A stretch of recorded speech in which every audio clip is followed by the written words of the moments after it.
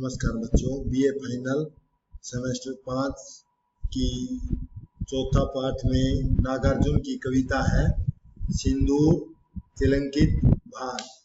यह सिंदूर तिलंकित भाल जो नागार्जुन थे वे विदेश यात्रा पर गए हुए थे, यानी कि घुमक्कड़ प्रवृत्ति के थे, घूमते रहते थे। तो विदेश यात्रा तिब्बत की यात्रा पर गए हुए थे जहाँ मानसरोवर था।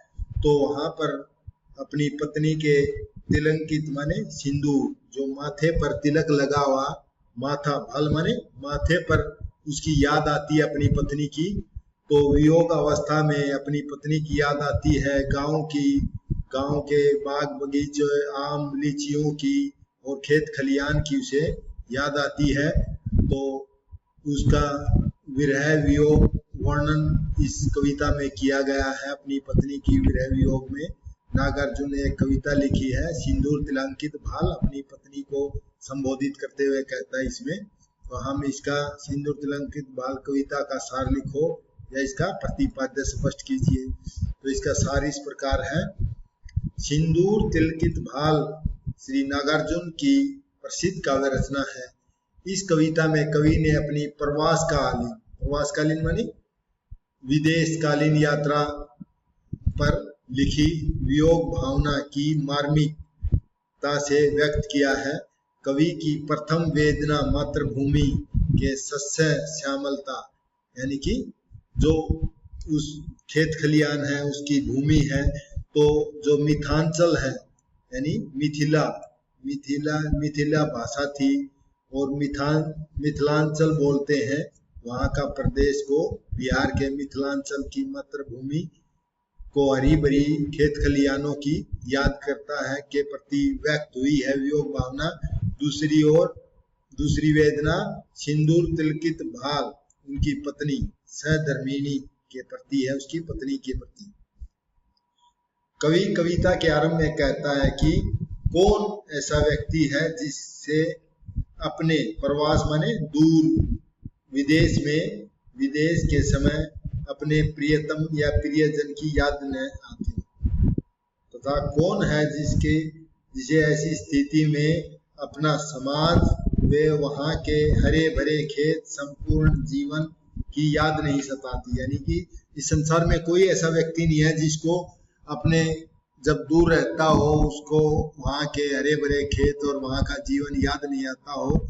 कवि अपनी सिंदूर तिलकित भाल यानी अपनी पत्नी के माथे पर लगा हुआ सिंदूर का टीका सहधर्मिणी को याद करता हुआ कहता है कि मैं इतना पत्थर दिल नहीं हूं कि मुझे कोई कहीं भी भेज दे, मैं उसका विरोध न करूं। यानी कि उसका भी हृदय में प्रेम भरा हुआ है अपने परिवार के प्रति। जिसके पास वेदना की अनुभूति न हो वह ही अपनों के पास आने का अनुरोध नहीं करेगा। मैं तो अत्यंत साधारण प्राणी हूँ, मुझे तो यहाँ सुख दुख का प्रत्यक्ष बोध हो रहा है। यानी कवि को भी अपने परिवार का सुख दुख का बोध हो रहा है। मुझे प्रत्यक्ष माने साक्षात रूप से, वे अनुमान रूप से, मैं सभी स्थानों की स्मृतियां हैं यानी सभी स्थानों को याद करता हूँ, इसलिए तो तुम मुझे याद आती हो। अपनी पत्नी को याद करता है। मैं कोई पत्थर हृदय नहीं बन गया हूँ, मुझे अपने सभी स्वजनों की याद आती है। मेरे जाने पर जिन्होंने आंसू बहाए थे और उनकी स्नेह के आंसुओं से भीगी आंखें मेरी याद की पंखों को कभी थकने न देगी। आगे कवि कहता है कि कवि अपने गांव को याद करता हुआ कहता है कि मुझे वहां के फलों से युक्त बाग बगीचे, दूर तक फैले हुए हरे भरे खेतों की भी याद आती है। मुझे तालाब में खिले हुए कमल और हरे भरे जनपदों के रूप गुण के अनुकूल रखे हुए नाम भी याद आते हैं, स्मरण है। मुझे अपनी मातृभूमि के वे सब भाग या क्षेत्र याद आते हैं जिनकी गोद में पलकर मैं बड़ा हुआ हूँ। अपनी मातृभूमि से उपजे तरह तरह के अन्न की याद आती है जिनको खाकर मैं जीवित रहा हूँ और उनके बदले में उनका दशांश भी नहीं लौटाया, यानी कि उसका कर्ज भी नहीं लौटा पाया हूँ, उस मातृभूमि को याद है मुझे। और किंतु आज मैं उन सबको सबसे दूर चला गया हूँ, किंतु मेरे हृदय में यही ध्वनि निकल रही है कि वह समाज धन्य है जिसमें मैं हूँ। ओए मेरे लोग धन्य हैं जिनके साथ मैंने अपना जीवन व्यतीत किया है, किंतु यहाँ भी मैं बेसहारा हूँ, यानी कि मैं अकेला हूँ, नहीं हूँ। और यहाँ भी व्यक्ति और समाज हैं, लद्दाख के लोग हैं।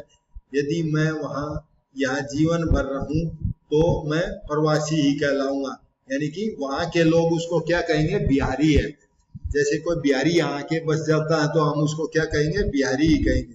तो वहाँ के लोग, जो लद्दाख के लोग और समाज हैं, यदि मैं कभी कहता मैं यहाँ जीवन भर रहूं, लद्दाख में रहूं, तो मैं प्रवासी ही कहलाऊंगा, यानी कि मैं बिहारी ही कहलाऊंगा। यदि मैं मर भी गया तो ये लोग चिता पर फूल ही डाल देंगे। समय बीत जाएगा, जब तुझे मेरी याद आएगी तो मेरे हृदय में पीड़ा उठेगी। मेरी तस्वीर ही तेरे सामने रहेगी। जब मैं संध्या के समय लालिमा सूरज के लाल को देखता हूँ तो प्रिय तुम्हारा सिंदूर तिलकित मस्तक याद आता है, यानी कि अपनी पत्नी की याद आती है जब शाम के समय। इस प्रकार कवि ने प्रवास काल के समय अनुभव होने वाली वियोग जन्य भावनाओं को मार्मिकता पूर्वक अंकित किया है। प्रस्तुत पंक्तियों में कवि कहता है कि ये समकालीन हिंदी कविता में संकलित सिंदूर तिलकित भाल से ली गई है। इसमें कवि प्रवास के दौरान, यानी विदेशी यात्रा के दौरान, गांव, घर, परिजनों और खेत खलियानों और अपनी पत्नी की याद करते हुए अपना विरह निवेदन प्रकट करता है इन पंक्तियों में। तो इन पंक्तियों में कवि कहता है कि घोर निर्जन में परिस्थिति ने दिया है डाल, याद आता है तुम्हारा सिंदूर तिलकित भाल।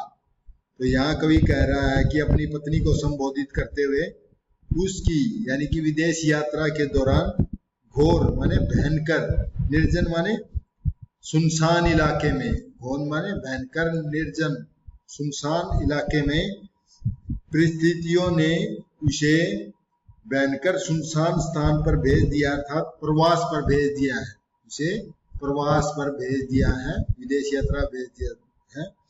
इस स्थिति में उसे सिंदूर से तिलक लगा हुआ मस्तक, भाल माने मस्तक, माथा पर उसे अपनी पत्नी का सिंदूर का तिलक लगा हुआ माथा याद आता है, अपनी पत्नी का सिंदूर लगा हुआ मस्तक याद आता है, यानी कि पत्नी की याद आती है। आगे कवि प्रश्न करता है कि कौन है वह व्यक्ति जिसको चाहिए न समाज, यानी इस समाज में कौन ऐसा व्यक्ति है जिसको समाज में रहना न चाहता हो, यानी कि अन्य व्यक्तियों की भांति कवि भी समाज में रहना चाहता है। कौन है वह जिसको नहीं पड़ता दूसरों से काज, यानी कि अन्य व्यक्तियों की भांति उसे भी समाज में काज माने काम पड़ता है, दूसरों से, अन्य व्यक्तियों से कार्य करना पड़ता है। आगे कहता है चाहिए किसको नहीं सहयोग। आगे कवि पूछता है कि अपनी पत्नी से किसको सहयोग नहीं चाहिए, यानी कि ऐसा तो आदमी कोई नहीं है जिसको सहयोग लेना, एक दूसरे से सहयोग लेना न चाहता हो। चाहिए किसको नहीं सहवास। सहवास का अर्थ यहाँ पर है साथ रहना, यानी कि हर आदमी अपने परिवार के साथ रहना चाह रहा है। कौन चाहेगा कि उसका शून्य से टकराए उच्छ्वास। उच्छ्वास माने सांस, उच्छ्वास का अर्थ है ऊंची गर्म सांस, शून्य माने खाली स्थान पर, यानी कि निर्जन स्थान पर, यानी सुनसान स्थान पर। यानी कौन चाहेगा कि सुनसान इलाके में उसका श्वास टकराता रहे, जहां पर कोई भी न हो, निर्जन सुनसान प्रदेश में, शून्य में उसका श्वास टकराती रहे। आगे कहता है कौन हो गया हूं मैं नहीं पाषाण, यानी कि कवि कहता है कि पाषाण माने पत्थर। तो यहाँ कवि कहता है पाषाण मैं पत्थर नहीं हो गया हूँ, मेरा भी हृदय है, मेरे अंदर भी प्रेम भरा हुआ है, मुझको भी तुम्हारी याद आती है। अपनी पत्नी को कहता है कि मेरा दिल पत्थर के समान नहीं हो गया, मुझको भी तुम्हारी याद आती है। जिसको डाल दे कोई कहीं भी, करेगा वह कभी कुछ न विरोध। यानी कि पत्थर होता है, पत्थर को कहीं कहीं भी डाल दो, वह कोई विरोध नहीं करेगा, न कोई अनुरोध करेगा, न कुछ कहेगा। तो कवि कहता है मैं पत्थर नहीं हूं, यदि जिसको डाल दे कोई कहीं पर, करेगा वह कभी कुछ न विरोध। यानी पत्थर को कहीं डाल दो वह विरोध नहीं करेगा, परंतु मुझको डाला है तो मैं विरोध कर रहा हूं, करेगा वह कभी नहीं अनुरोध। अनुरोध माने प्रार्थना, यानी कि प्रार्थना नहीं करेगा। यानी पत्थर को तो कहीं डाल दो वह ना तो प्रार्थना करेगा न विरोध करेगा। परंतु कवि को दुख होता है जब अपने से दूर होता है, विरोध भी करता है, अनुरोध प्रार्थना भी करता है। वेदना ही नहीं उसके पास, फिर उठेगा कहाँ से निश्वास।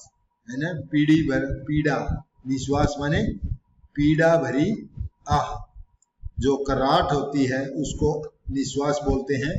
तो कवि कहता है कि यानी पत्थर में तो कोई वेदना ही नहीं है, वेदना मतलब उसका वियोग ही नहीं हुआ है उसके पास, तो उसमें पीड़ा की आहट कहाँ से आएगी।